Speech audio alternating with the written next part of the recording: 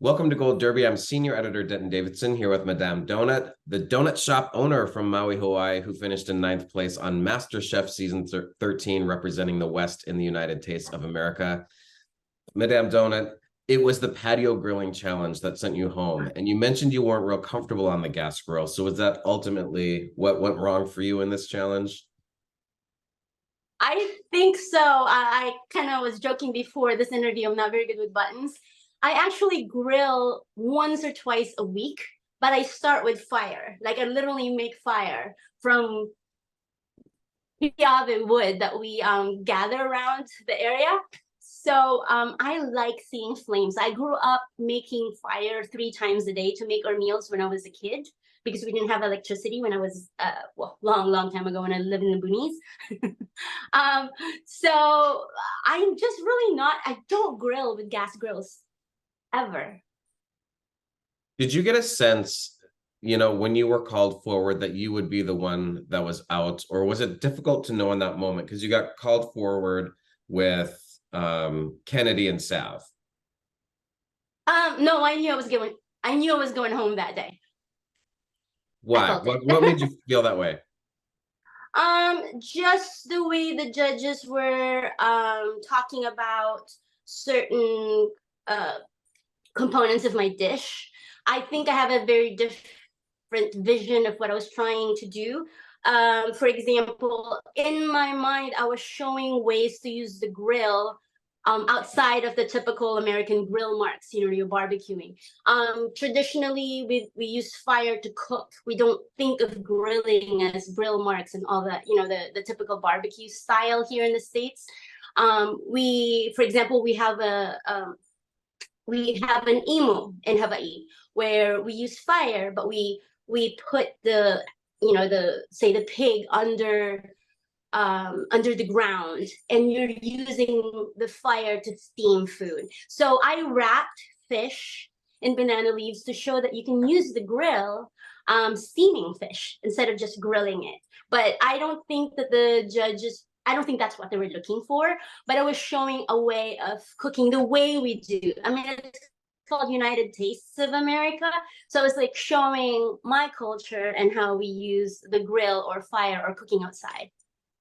And Joe did say that, having you as part of the show was one of his favorite things about this season because we don't get to see a lot of the Hawaiian culture and cooking. What did that mean for you to be able to represent Hawaii in that way? I'm very proud. In case you probably know this by now, Maui had a huge fire recently, and I've always represented Maui way before I went on TV. Maui is very, very important to me. So to be able to go on national television and represent Maui, it means a lot to me. It really, really does. And I think every day that I was on the show, I talked about Maui. Do you mind if I ask, how are you doing with, is your family okay? Is everything okay with you in Hawaii? Yeah, I'm personally not directly affected by the fire, but every single one on the island is affected by it one way or another. I go back to the audition day, and I love that Joe said that he enjoyed having me on the show, because one of the comments he said was that Hawaii is not the first place he thinks of when it comes to food. And I said I was there to change his mind. And I think I did, because right now we're showing how in Maui with the fire, we were able to come together so quickly as a community, and we're feeding people. Literally in less than 24 hours, we were boots on the ground, getting food to the people who needed them. And I thought the first thing we thought of, like when the emergency happened, we didn't think so much of it other than we reacted. People need food, and that was the first thing we do for people. And in my mind, I think indirectly, whether obviously in the show we weren't able to show that, but if people were watching and they see what I'm doing here in Maui, they could see that people here in Maui come together with food in mind, whether it be for celebration or to help people in need. When you think about that original audition and receiving your white apron, what do you remember the most, walking into the MasterChef kitchen for the first time and the pressure of going through that process? And then what was it like to get the white apron? First of all, I loved it when they announced that the theme was United Tastes of America. That was literally why I went on the show for. I wanted to represent Maui, and also I'm originally from the Philippines. So I think, first of all, Hawaii is a melting pot. USA is a melting pot, but Hawaii in general is even more so. And the cuisine is really, you have Hawaiian influences, Filipino influences, Korean, Chinese, Japanese. And I thought I wanted to represent how a hodgepodge of cultures can come together in one plate. And I was just right away super excited that that was a theme. And I thought I could represent that, being an immigrant and somebody who loves food and who brings people together through food. So I was really excited. The challenge prior to you going home was the Stadium Food Challenge, and you finished in the top 3, and we got to see you make your donuts. Oh, yeah. How excited were you to be able to show that off, and we got to see what you're famous for? It's actually really interesting because I couldn't make the donuts I make, of course, in 60 minutes. I make brioche donuts, which I usually start at 3 days, 2 to 3 days prior to serving my donuts. And so I thought, okay, I'll make cake donuts, but then they didn't have cake droppers. So at the very last minute, I memorized the cake recipe from the MasterChef library, and I just thought, well, I'll just pivot to making baked cake donuts. So I just want to clarify that I actually don't make baked cake donuts, but I was having a hard day that day. I was very emotional that day, and I was missing home, and I was missing what I love, and I just thought, like, just in any way I can make a donut would make me feel better, and it did. So I I I thought it was like therapeutic to make donuts that day. Honestly, I didn't care what the judges thought. I didn't even think that I would be called on the top 3 because I didn't think they were my best donuts. But in a way, it's kind of poetic, to be Yeah. up there for donuts, whether or not they're my real donuts. It felt good. Other than the donuts that you do make, like the way you actually would make them, was there any other dish that you sort of had in your back pocket that if the challenge would have lined up perfectly, you wanted to make something and show something for the judges that you weren't able to? I actually made the dish. It just didn't make it. I think it was the chicken challenge. I really wanted to show a very modern version of the chicken adobo. And that didn't make it in the show itself, but I was very, very, very proud of that dish because it was representing my culture, where I grew up, but also elevating it to I thought adobo was never seen. Thankfully Kennedy won, so it was still my team, so that was great. But my particular version, it was just like I made the chicken crispy, which you'll never see typically in a adobo because it's basically a stew. And then I made, when I was a kid, we had this margarine that's like yellow colored, which is actually not very good for you, but then I made it good for you by using turmeric. So it was, to me, showing off the colors and the flavors and different textures. And I was hoping that it would have made it on stage. Actually, Chef Ramsay said it was one of my best dishes. It just didn't make it to the top 3.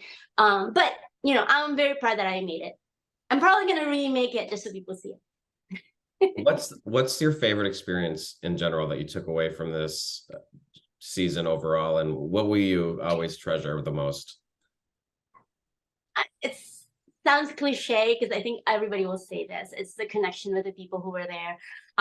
It's a stressful experience to be in this type of a national level TV competition. It makes yourself, you're vulnerable. You have no control of how you're going to be represented. It's always scary what they're gonna pick to show out there, like little things that you say that might be misconstrued.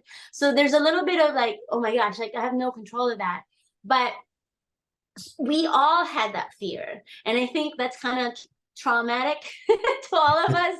And to share that experience of discomfort and vulnerability, and then you're together and you're in this together.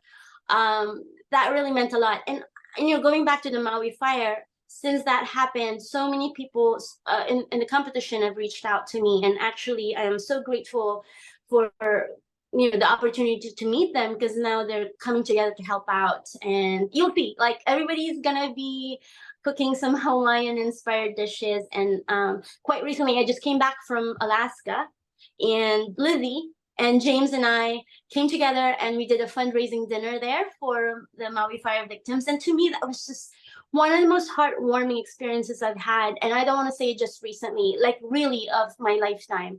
For people to come together, food is so important to us, and to come together to help each other out through food is such a gift. So MasterChef, for me, that's really the best win, is to have these friends and the network of friends that are reaching out to help right now. And just as a final question, what's next for you? How can people follow your food journey? Let people know how they can, fans know how they can watch what's next from Madame Donut. I have a lot in the works that I think MasterChef will be really, really curious to hear about, but I cannot say it right now. But there's a really big story coming up. But outside of my own personal, or like, my own brand, if you will, just follow the Madame Donut on Instagram. Right now, to me, the most important thing is if people can reach out and help out with the Maui fire, that means so much to me. This is my home. I'm taking this opportunity to talk about it because we need it. So when I was preparing for this interview, I thought, I don't even want to talk about myself and MasterChef. I wanted to put the word out there that we need help in Maui. So thank you for this opportunity to talk about it. And if people can help out, please do follow my Instagram. I talk about different ways to help out in Maui. We're doing some fundraising. I have it started a nonprofit in the beginning of the pandemic, and it's still ongoing, and I'm using that nonprofit to reach out and help people here in Maui. Well, you're such a inspiration and great representative of the state of Hawaii. And thanks for sitting down and talking with us and giving your insight on everything that's going on with Hawaii and your experience on MasterChef. Madame Donut, thanks for chatting with Gold Derby today. Thank you so much, Denton. I appreciate you.